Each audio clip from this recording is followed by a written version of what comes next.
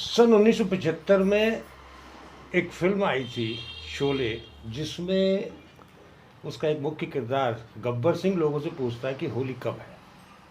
और आज कई दशक बाद फिर वही सवाल भारत की जनता पूछ रही है कि होली कब है। कुछ गणनाओं को लेकर के और कुछ ग्रहों को लेकर के हर बार त्योहारों को की तिथि को लेकर के मतभेद बना रहता है। और होली आ रही है, बल्कि होली आ गई है, और हम पूछेंगे कि इस बार होलिका दहन कब शास्त्र सम्मत है और होली का रंग कब पड़ेगा। हमारे साथ हैं प्रकांड ज्योतिषाचार्य पंडित अरुण त्रिवेदी जी। हम अरुण त्रिवेदी जी से पूछेंगे कि होली को लेकर जो भ्रम की स्थिति है, आखिर वास्तविकता क्या है। पंडित अरुण त्रिवेदी जी। भगत जी, आपका बहुत बहुत स्वागत। आपका चैनल शब्ददूत उत्तरोत्तर प्रगति को प्राप्त कर रहा है और निर्भीक और निडर होकर के आप पत्रकारिता के क्षेत्र में आगे बढ़ रहे हैं। इसके लिए आपको बहुत साधुवाद, आपके चैनल को बहुत बहुत साधुवाद। सर्वप्रथम होलिकोत्सव पर्व की सभी देशवासियों को, प्रदेशवासियों को मेरी ओर से हार्दिक शुभकामनाएं। ये होलिका पर्व हम सभी के लिए मंगलमय हो, सुख समृद्धिदायक हो, आरोग्यवर्धक हो, ऐसी परमपिता परमेश्वर से प्रार्थना करते हैं। देखिए, जैसा कि आपने प्रश्न पूछा कि कुछ भ्रम की स्थितियां पैदा हो रही हैं, तो सामान्य सी बात है कि ये सारी गणनाएं जो है पंचांग पर आधारित होती हैं। और पंचांग जो है विभिन्न विभिन्न विद्वानों के द्वारा विभिन्न विभिन्न क्षेत्रों में वहाँ के उत्तर अक्षांश और पूर्व रेखांश पर आधारित जो तिथियां हैं उनके आधार पर कैलकुलेट किया जाता है। सूर्योदय काल से ही सारी तिथियों की गणनाएं होती हैं। तो जहाँ जहाँ जैसे जैसे पंचांगकार पंचांग बनाते हैं विद्वान लोग, तो वो अपने यहाँ के जो भी उत्तर अक्षांश और पूर्व रेखांश होते हैं उनको कैलकुलेट करके तिथ्यादि का निर्णय करते हैं। जब तिथ्यादि का निर्णय होता है तो ये पता चलता है कौन सा पर्व जो है किस दिन मनाया जाएगा। जैसा कि होलिका पर्व की अभी बात चल रही है, तो होलिकोत्सव जो है वो फाल्गुन मास की पूर्णिमा तिथि को मनाना जाना प्रशस्त कहा गया है। पूर्णिमा तिथि में ही जो है उसका दाह होता है, होलिका दहन का दाह किया जाता है और आगे रंगोत्सव होता है। तो इस वर्ष होलिका दहन के विषय में जो भ्रामक स्थितियां थोड़ी सी उत्पन्न हो रही हैं, वो ये है कि ज़्यादातर होता क्या है कि होलिका पर्व पर भद्रा की स्थिति बनती है। भद्रा में जो है श्रावणी पर्व यानी कि रक्षाबंधन और होलिका दहन करना ये शास्त्र निषेध कहा गया है। इससे अनेकों प्रकार की व्याधियाँ, परेशानियाँ राष्ट्र को, समाज को उठानी पड़ती हैं, ऐसा शास्त्र कहता है। तो शास्त्र कहता है कि भद्रा रहित तिथि में होलिका दहन करना चाहिए, श्रावणी पर्व करना चाहिए। प्रश्न है होलिकोत्सव का। तो आज हमारी पूर्णिमा जो तिथि है वह सायंकाल में लगभग 5:30 बजे के आसपास से प्रारंभ हो जाएगी। और पूर्णिमा तिथि में ही उसका दाह होना है। लेकिन इसके साथ साथ जो है शास्त्रोचित जो विधान है वो ये भी कहा गया है कि भद्रा में जो है होलिका दहन नहीं होना है। तो होलिका दहन का जो समय है वो भी इस बार कई घंटे आगे का बन गया है। तो भद्रा का जो पुच्छ भाग है, जो आखिरी भाग है, जो कि सूर्योदय काल से लगभग 2.5-3 घंटे पहले है, उसमें पुच्छ काल में, भद्रा के पुच्छ काल में होली को जलाना श्रेष्ठ माना गया है। तो आज जैसे 2 तारीख है, यद्यपि ये सारी बातें जो हैं अब तो सभी विद्वानों के द्वारा जो है प्रकाशित कर दी गई हैं, सबके इंटरव्यूज़ चैनलों पे आ रहे हैं, और लगभग सभी का मत ये है कि भद्रा के पुच्छ भाग में होलिका दहन होना निश्चित है। तो आज सायंकाल के बाद पूर्णिमा तिथि में होलिका दहन की जो सर्वसम्मत विधि है वो ये है कि सुबह 3 बजे से 5 बजे के बीच में, 5:30 बजे के बीच में होलिका दहन का कार्य करना चाहिए। अच्छा, ये जो ग्रहण लग रहा है, ग्रहण को लेकर के भी कुछ देखिए, आपकी बात बिल्कुल सही है। इस समय होलिका पर्व के दिन ही चंद्र ग्रहण इस भारत वर्ष में दिखाई देने वाला है। दरअसल चंद्र ग्रहण की जो सूतक काल की अवधि है उसको शास्त्रों ने 9 घंटे का माना है।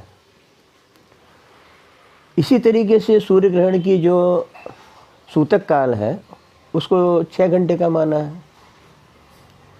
तो चूँकि चंद्र ग्रहण होने से 9 घंटे पहले सूतक काल प्रारंभ हो जाता है, उस काल में भी जो है सूतक की लगने के उपरांत दहन करना निश्चित और एवं शुभ नहीं है। तो सूतक काल लगने से पूर्व, यानी कि सूर्योदय से पहले आज रात्रि के उपरांत हमारा जो है होलिका दहन हो जाना चाहिए। जी। तो इस हिसाब से इस बार मतलब एक रात तो होलिका दहन की हुई, उसके बाद रंग कब खेला जाएगा? देखिए, रंगोत्सव का जो कार्यक्रम है वो तुरंत जो है होलिका दहन के बाद प्रारंभ हो जाता है। हम लोग होलिका पूजन करने के लिए जहाँ होली जलती है वहाँ जाते हैं, वहाँ पूजन करते हैं, एक दूसरे के अबीर गुलाल लगा करके एक दूसरे को होलिका की शुभकामनाएं देते हैं। तो ये उस समय भी किया जा सकता है जिस समय होलिका दहन हो रहा है, सब लोग वहाँ इकट्ठे हैं, वहाँ पर भी रंगोत्सव किया जा सकता है। उस समय थोड़ा समय है वहाँ पर, उस समय किया जाता है। यस। उसके बाद अगले दिन जैसे 3 तारीख को क्या लोग रंग खेलेंगे? देखिए, सुबह से लेकर के 9:38 से सायंकाल 6:44-45 तक जो है ये जो ग्रहण काल का जो सूतक और ग्रहण की अवधि है इसमें निषेध कहा गया है।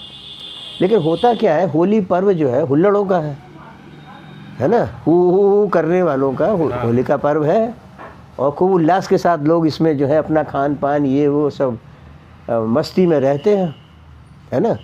तो जहाँ तक जो है एकजुट होकर के रंगोत्सव का कार्यक्रम होना है वो तो देखिए, अभी कल हमारे आदरणीय पुष्कर सिंह धामी जी यशस्वी मुख्यमंत्री उत्तराखंड के कल आए थे और कल उनका रंगोत्सव हो गया उनका, है ना। तो वो रंगोत्सव जो है इस तिथि के हिसाब से थोड़ी होगा कि वो आज रंगोत्सव है इसलिए हमें करना है, क्योंकि वो तो भाई समय अवधि जितना जिसके पास होता है, एक कार्यक्रम के तहत वो यहाँ आए थे होली का मिलन करने के लिए, सब लोगों से मिले जुले, सबको होली को सबकी उन्होंने बधाई दी और उन्होंने रंगोत्सव मनाया। वाली जी का बड़ा अच्छा कार्यक्रम रहा ये। लेकिन सवाल यही उठता है कि सूतक काल में क्या रंग खेलना उचित है? देखिए, सूतक काल में तो कोई भी कार्य जो है उचित नहीं है। सूतक काल के लिए और पातक काल के लिए तो केवल ईश्वर की आराधना, ईश्वर का स्मरण, दर्शन, बंदन, पूजन, अपने गुरुदेव भगवान का ध्यान, अपने चूँकि हम लोग सनातनी हैं तो सनातनी विचारधाराओं में केवल पूजा पाठ को ही श्रेष्ठ माना गया है। खान पान निषेध होता है, गर्भवती स्त्रियों के लिए निषेध होता है। ऐसे अनेकों बातें हैं जिनका हमें आचरण करना चाहिए, जिन पर हमें चलना चाहिए। शास्त्र सम्मत विधि से ही जीवन सुरक्षित रहता है, ऐसा मेरा मानना है। तो आपका ये मानना है कि हम अगर रंग खेलें तो 3 मार्च को खेलें या 4 मार्च को? देखिए, जैसा मैंने अभी आपको बताया, होलिका दहन जो है वो सूर्योदय काल से पहले हो जाना है, ठीक है। हम लोग सब होलिका दहन के समय जहाँ होली जलती है वहाँ इकट्ठे होते हैं, है ना। नए नए अन्न के साथ जो है गन्नों को भूनते हैं, जो पौराणिक परंपराएं हैं, और सब एक दूसरे के अबीर गुलाल लगा करके उसे शुभकामनाएं देते हैं। तो वो तो एक तरह से होली हो गई, आपका कहने का हाँ, रंगोत्सव तो वही है, रंगोत्सव की शुरुआत हो गई उससे। जी। अब उसके बाद जो है, अब आपको जो है सारे दिन जो है रंग खेलना है, तो आप जो है फिर 4 तारीख को खेलिए।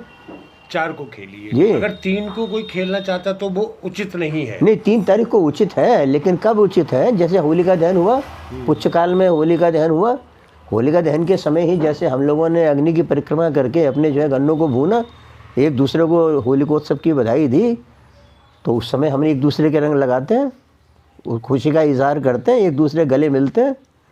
लेकिन उसके बाद सूतक काल में रंग हाँ, नहीं खेलना चाहिए। सूतक काल जो है उसके लिए निषेध कहा गया है, निश्चित का है ना। किसी भी ऐसे कार्यों के लिए निषेध कहा गया है, इसलिए बचना चाहिए उससे। जो शास्त्र के निर्देश हैं, वेदापच, देखिए भगत जी, मैं आपसे ये निवेदन करना चाहता हूँ, या आपसे कहना भी चाहता हूँ कि हमारा जो शास्त्रोचित निर्णय है, वेदा पश्यति ब्राह्मण, हम लोगों के नेत्र जो हैं वो वेद है ना। हमारे धर्म ग्रंथों में जो जो वर्णित है, जो ऋषियों ने मुनियों ने लिखा है, वही हमारी आंखें देखती हैं और उसे ही हम पढ़ते हैं। वही पढ़ कर के हम जो है सामाजिकता की ओर उसे ले जाते हैं। लोग हमसे पूछते हैं कि भाई ब्राह्मण के पास जाइए, उनसे निर्देश लीजिए, क्या जैसे आप आए यहाँ आए। तो ब्राह्मणों का जो कर्तव्य है वो ये है कि जो शास्त्रोचित निर्देश हैं ग्रंथों के, उन ग्रंथों को समाज में बताना चाहिए, उनको भरसक प्रयास करना चाहिए कि उन्हीं आधारों पर जो है हमारे जो भी कार्यक्रम हैं, जो भी तीज त्यौहार हैं, वो मनाए जाने चाहिए। अन्यथा ग्रंथों में वर्णन ये भी आता है कि अगर जो है आप इन सब बातों से अलग होकर के मनमाने तरीके से आचरण करते हैं, किसी भी त्यौहार को मनमानी दृष्टि से आप आचरण करते हैं, तो उसके लिए, राष्ट्र के लिए, समाज के लिए, घर परिवारों के लिए, शहर के लिए, देश के लिए, विदेशों के लिए, सबके लिए हानिकारक कहा गया है। तो ये थे पंडित अरुण त्रिवेदी। देश में होली का रंग खेलने को लेकर जो भी भ्रम की स्थिति है, उस पर पंडित अरुण त्रिवेदी जी ने अपनी स्पष्ट विभाग राय आपके सामने रखी। देखिए, एक बात मैं और कहना चाहता हूँ। सूतक काल जो है चंद्रमा का 9 घंटे से होता है पूर्व से, और यहाँ पर जो है स्पेशली इन काशीपुर में जो हमारे ग्रहण काल की अवधि है, जो चंद्रमा के उदय होने का समय है, और जो उसके ग्रहण, देखिए ग्रस्तोदित चंद्र ग्रहण होना है। ग्रस्तोदित मतलब जैसे चंद्रमा दिखेगा तो वो ग्रस्तोदित होगा, कटा हुआ होगा, ग्रहण में लगा हुआ होगा। उसकी अवधि लगभग 20-22-25 मिनट की है, ठीक है। बहुत सूक्ष्म अवधि है, थोड़ी सी अवधि है। तो उससे पहले यहाँ पर ग्रहण का कोई प्रभाव है नहीं। केवल ये कि भाई आज वो चंद्र ग्रहण है तो उसके 9 घंटे पहले सूतक लगेगा, किसी को दिखाई ही नहीं देगा, है ना। तो ग्रहण की अगर अवधि मानी जाए, सूक्ष्म अवधि जो है, जो 20-22-25 मिनट की है, उससे पहले अगर हम 9 घंटे मानते हैं कि हमारा सूतक लगेगा, तो लगभग जो कैलकुलेटेड है वो लगभग 9:38 से इसकी सूतक की अवधि प्रारंभ हो जाएगी। रात या सुबह आज सुबह से हो गई शुरू, कल सुबह से। अच्छा, कल सुबह 9:38 से जी सूतक की अवधि शुरू हो जाएगी। तो हमारे पास होलिका दहन के बाद बतेरा समय हम रंगोत्सव कर सकते हैं जी, है ना। लेकिन आदमी की आम धारणा ये है कि हमें तो सारे दिन होली मनानी है, सारे दिन हमें जो है हास्य परिहास और जो खान पान ये वो सब में रहना है। तो वो विषय थोड़ा सा अलग है। उसके लिए आप रंगों में सराबोर होना चाहते हैं, रंगों को अपने तरीके से खेलना चाहते हैं, तो उसके लिए 4 तारीख प्रशस्त, 4 तारीख को करें। ये थे पंडित अरुण त्रिवेदी जी, जिन्होंने भ्रम की स्थिति का समाधान किया। अब आपके ऊपर निर्भर है कि आप क्या करते हैं और क्या चाहते हैं। आप सभी को होली की शुभकामनाएं।